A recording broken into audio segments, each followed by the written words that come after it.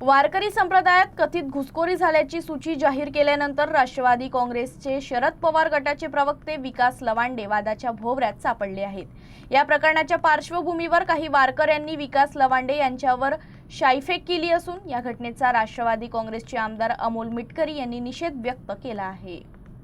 दरम्यान वारकरी संप्रदाय समितीनं लवांडे यांच्या विरोधात कारवाई न झाल्यास रस्त्यावर उतरून आंदोलन करण्याचा इशाराही दिला होता। त्यानंतर झालेल्या शाईफेकच्या घटनेमुळे वातावरण आणखी तापलं।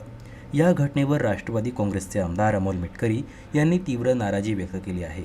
एखाद्या व्यक्तीला एकटा घेरून त्याच्यावर शाई फेकणं आणि जीवे मारण्याच्या धमक्या देणं ही वारकरी संप्रदायाची परंपरा नाही असं म्हणत त्यांनी या प्रकाराचा निषेध केला।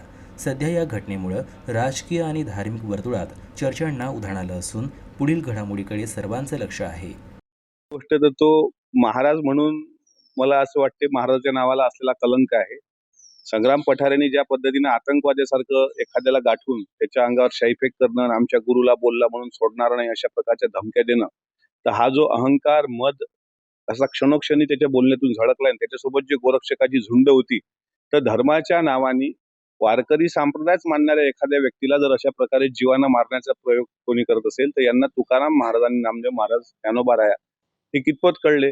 ज्यावेळेस दुसरा कोणी बोलल्यानंतर त्याला ते नास्तिक ठरवतात, म्हणजे नास्तिक ठरवणारे हे वारकरी संप्रदायाच्या घुसखोरीबद्दल बोलल्यानंतर सुद्धा वारकरी संप्रदायाचे आम्हीच कसे कीर्तनकार आणि त्याचे उत्तराधिकारी आहोत हे सांगणारे हे शहाणे।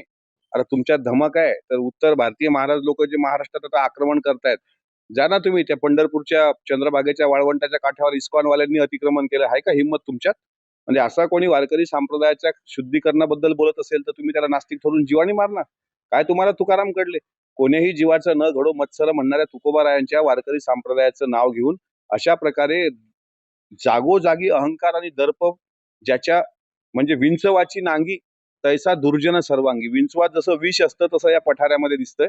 त्याच्यामुळे पठारे नावाच्या अशा कुप्रवृत्तींनी स्वतःला वारकरी संप्रदायाचा महाराज म्हणू नये। एखाद्या दिवशी जर इथल्या महाराष्ट्रातल्या जनतेला महाराज लोकांचा मोजमाप काढायची वेळ आली तर पहिलेच चपलेनं यालाच बदलतील। त्यामुळे अशा भामट्या महाराजांपासून महाराष्ट्रानं सावध राहावं।